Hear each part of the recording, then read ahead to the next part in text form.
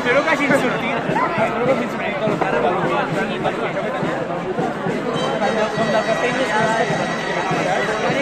si li queda algun trauma més gros... Nòvia!